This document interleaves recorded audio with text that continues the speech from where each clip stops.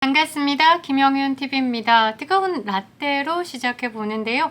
정치인 이러면 괜히 좀 무겁고 뭔가 권위가 있다, 그런 느낌을 받는 정치인들이 있는 반면 입도 가볍고 행동도 가벼워서 철새라는 이야기를 듣는 사람들이 많죠. 뭐 이현주가 대표적인 거고요. 얼마 전에 이낙연이 탈당하고 신당을 하겠다니 뭐 사쿠라라는 발언을 했던 NH 룸사롱 사건의 주인공이었던 김민석, 이분도 김민세라는 뭐 별명을 가지고 있을 정도죠. 거기 여자 준석 우습죠? 여자 준석입니다. 제가 그때 이준석하고 이현주가 토크 콘서트를 한다라고 했을 때 저거 한 달도 못 간다라고 얘기를 드렸었는데요. 이유가 두 사람의 공통적인 특징이 뭐냐면 탑이어요. 본인이 중심이 돼서 본인이 원하는 거를 다 들어줘야지 이제 존재 이유가 있는 거지. 그 당도 나를 중심으로. 그런데 그렇지 못하면요, 적으로 돌아섭니다. 이현주가 19대 20대 전략 공천, 그 말은 뭐 경선 없이 당에서 제대로 꽂아줬다 이 말이거든요. 경선 없이 전략 공천으로 광명에서 이제 국회의원 배지를 답니다. 그 다음에 어떻게 됐냐면요, 아마 뭐 2번까지 전략 공천이면 3번째는 없다, 경선해라고 하니까 이제 팩 삐끼지 않았을까 제가 생각할 때는. 그래서 이제 또 문재인 정권의 열화가 씹다가 또 튀어나와서 국민의당 이제 안철수 의원에게 붙습니다. 안철수 의원에게 붙어서 국민의당에서 또 이렇게 제일 이제 우선순위로 대하다가 허은하가 나타나죠. 후로 밀립니다. 그러다 보니 또 탈당하고 바미당으로 갑니다. 뭐 예전에는 이제 머리 막 깎으면서 여전사, 뭐 이런 보수의 여전사 이런 이미지가 있었는데요.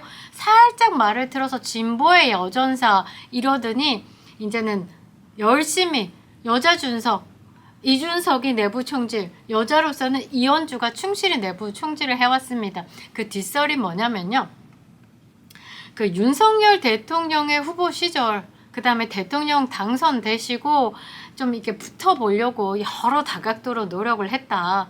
그런데 윤석열 대통령이 뭐 사람 못 봅니까? 사람 볼 줄 아는 사람이 이현주에 대해서 노 했겠죠. 그 다음에 국민의당, 그러니까 안철수 지분으로 뭐 중수부 장관 정도급에 되는 자리를 제안을 했어요. 이현주를 올렸어. 그런데 윤석열 대통령이 NO! 그 후에 어떻게 됐습니까? 김건희 여사 씹고 윤석열 대통령 씹고 똑같은 거야. 내부 총질은 남매같이 이준석도 우쭈쭈 안 해주니까 이게 팩 돌아서 내부 총질을 시작한 것처럼 이 이현주도 마찬가지다. 지금 돌아와 생각해보면요, 얼마 전에 이제 이재명이 복당에 대해서 권유했다, 직접 권유를 했다. 그러면서 원래라면 24일 수요일날 그 복당하는 거 뭐 국회에서 이제 이재명이랑 손 들고 빠방 꽃목걸이 걸고 빠방 하려고 했는데 내부에서 장난이 아닌 거예요. 내부에 쉽게 얘기하면 친명에 막 딸랑딸랑 막 쫙 줄 서 있는데 갑자기 이현주 들어온다고 하니까 도대체 저 여자 뭐야? 지 원하는 대로 하는 거지 뭐야? 그러면서 좀 밀린 것 같다. 그리고 막 이현주 복당에 대해서 제대로 이제 밖을 저격해 줄 사람이 필요하다는 것에 이현주를 콜했는지 모르겠으나 이현주에게 뭐 제대로 된 자리, 전략 공천이라고 하죠. 그 부분에 대해서는 약속을 안 한 게 아닐까라는 생각을 해봅니다. 그래서 지금 복당 행사는 미뤄지고 있습니다.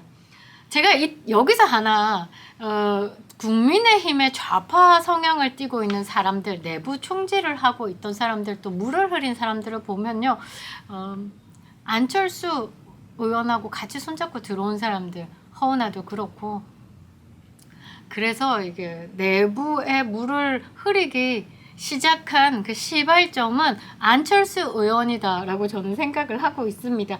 이재명이요, 지금 반재명, 반명에 가장 앞장섰던 조응천, 이원우, 그 다음 김종민, 이낙연의 탈당으로 이제 나의 나와바리를 완벽히 나의 딸랑이들도 채울 수 있다.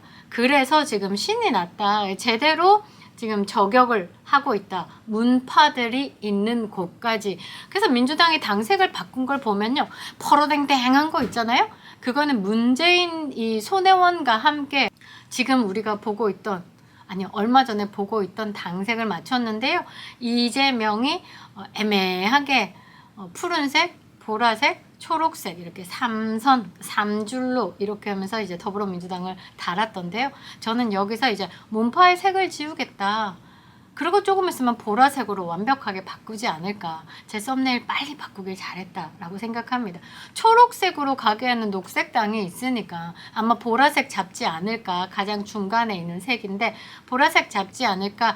이재명이 총선에 지든 이기든 상관없어요. 이재명은 본인의 배지를 다는 것에 가장 포인트를 두고 있기 때문에 뭐 의석수가 과반, 어차피 전라도 가면 딸 거고, 나는 방탄하기 위해서 배지 따야 되고, 내 방탄을 지켜줄 홍위부대들을 생산해내고 더 단단하게 하기 위해서는 21대 총선 승리하고 상관없습니다. 21대 총선에 내 새끼들이 많이 차 있느냐, 그게 포인트이기 때문에 지금 그 병립형으로 회귀할 거다라고 제가 한 2주, 3주 전부터 말을 했어요. 이재명이 그 원래 지역구에 있는 사무실에 보다 조금 거리가 있지만 더 큰 사무실을 계약했다 이러면서 이재명이 원희룡 장관, 이제 지역구 뜨신다고 하셨죠. 원희룡 장관과 붙겠다라는 뜻을 보였는데 그건 덜 쪽팔리기 위한 수를 쓴 거고요. 잔머리 잘 굴러가잖아요.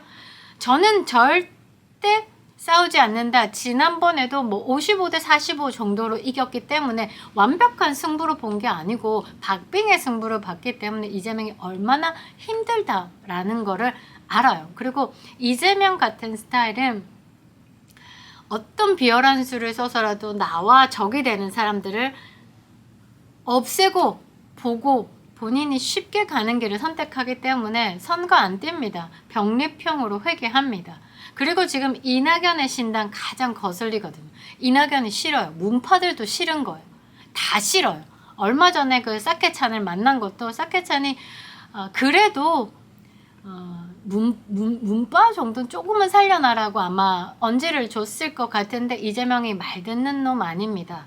그래서 제가 볼 때는 문파고 뭐고 없습니다. 본인 살기 위해서는 병립형으로 회귀한다. 그리고 또 하나 이낙연이 신당을 차려서 나오는 부분, 큰 배지 다는 부분에 대해서 걱정하고 있다. 그리고 뭐 조국도 그렇고 뭐 검찰 독재에 대해서 강력하게 저항하겠다면서 송영길이도 뭐 당을 만들겠다고 얘기를 했는데 이런 것도 사실 머리 아프거든요. 그래서 그냥 깔끔하게 병립형으로 가겠다. 쉽게 얘기하면 300석 의석수 중에 지역구 빼고 나머지 의석수를 가지고 지역구의 비례대로 비례 배분하는 거 간단하죠. 그러니까 뭐 3지대 정당에게 퍼센테이지로 나눠줄 게 없다. 여기서 지금 발등에 불 떨어진 사람이 누구냐? 이준석입니다. 이준석은요 지금 양향자와 합당을 하면서 비례 1번, 2번, 양향자 뭐 1번, 뭐 본인이 2번 정도 생각하고 합당을 해서 이제 대가리수 키우겠다. 지역구 의원 내는 건 의미 없다. 나도 오로지 금배지 달겠다 하고 튀어나왔는데요. 요거 거품, 물거품이 됐습니다. 이제 광명, 철새, 이언주 21대 이후에 22대에서는요. 메뚜기 정치라고 이야기를 하네요. 폴짝폴짝 뛰어서 그때 이득에 따라서 왔다 갔다 하는 거죠. 이언주도 있고요. 이수진 간호사협회 대표로 나왔는데요. 윤영찬 잡으러 간다고 합니다. 양이원영부터 시작해서 이들이 주로 똑같이 언급하는 게 뭐냐면 이재명을 지킨답니다.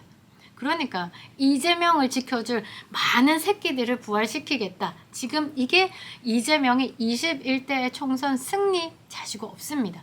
그냥 나를 방탄해주고 나를 개딸처럼 막아줄 사람들을 생산하는데 올인을 하고 있다. 그렇게 보시면 되고요. 인재 영입 10호가 있네요. 이재명이 지금 인재 영입 10호라고 들고 나온 사람이 이현주랑 약간 느낌 비슷합니다. 김남근 변호사인데요. 친문계와 각을 세우고 민주당을 탈당하면서 이재명 지키기 범국민대책위원회 소속이었고요. 문재인 정부에서는 치명타였던 LH 사건이죠. LH 사건을 최초로 폭로한 거예요. 그러니까 완벽하게 뭔가 갈라서겠다. 그러니까 뭐 70 몇 세를 맞이한 문재인이 생일날 두려움에 떨어서 딸을 시켜서 이제 그런 뜻을 우리 가족으로 모든 것들이 향하고 수사가 향하고 있다. 부디 지켜달라는 메시지를 이제 문파들한테 냈죠.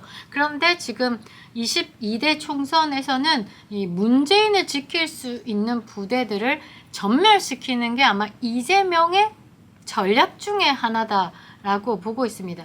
제가 볼 때는 영입 10호로 들고 들어온 김남근 변호사, 그 다음에 이현주의 입과 합작품을 만들어서 이제 총선 이후에 그 다음에 이재명이 생각하는 대선까지 제대로 나팔수를 해줄 수 있는 사람을 찾았다라고 보고 있습니다. 공천, 뭐 전략 공천에 대해서는 이야기가 있는데요. 3번의 전략 공천을 해줄 수 있을지 이현주를.